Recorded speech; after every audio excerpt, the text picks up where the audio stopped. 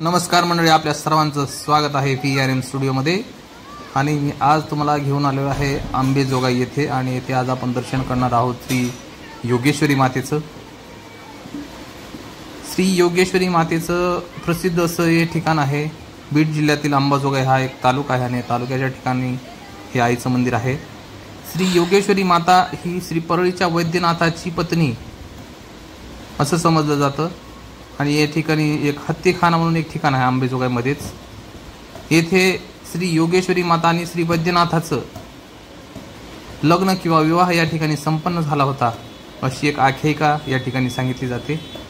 त्याबरोबरच अंबेजोगाईमध्ये श्री मुकुंदराज मंदिर म्हणजे मराठीतले पहिले कवी आद्य कवी मुकुंदराज यांचं देखील एक पवित्र असं ठिकाण आहे. या ठिकाणी देखील तुम्ही भेट देऊ शकता. सर्व मंगल्ये मांगल्ये शिवे सर्वार्थ साधिके शरण्ये त्र्यंबके गौरी नारायणी नमोस्तुते.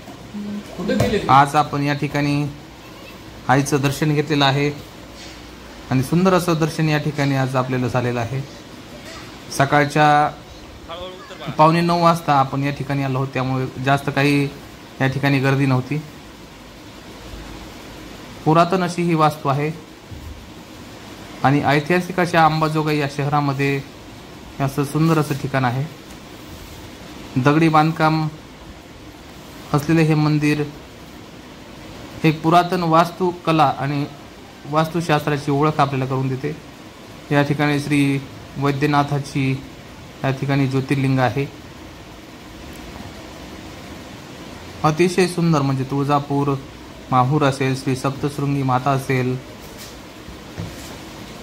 या ठिकाणासारखंच असं सुंदर आणि पुरातन असं हे मंदिर आहे. चारही बाजूने लोकांना बसण्यासाठी पुरातन काळातील व्यवस्था आहे. ऐतिहासिक पार्श्वभूमी असणारा अंबाजोगाई शहर कधी काळी विद्येचं माहेरघर जो आपण लातूर पॅटर्न म्हणतो, तो लातूर पॅटर्न ॲक्च्युली पूर्वी अंबाजोगाई या ठिकाणी शिक्षणाचं माहेरघर किंवा मराठवाड्याचं पुणे म्हणून अंबाजोगाई हे शहर ओळखलं जात असे. तुम्ही पाहू शकता या चित्रफितीमध्ये कशा पुरातन अशा वास्तुशास्त्राची ओळख आपल्याला या ठिकाणी होती. आणि हा आहे गाभाऱ्याच्या समोरील जो प्रांगण भाग आहे, त्या भागामध्ये आई तुळजाभवानी, आई येडेश्वरी, आई रेणुका माता यांची देखील छोटी छोटी मंदिर आहेत.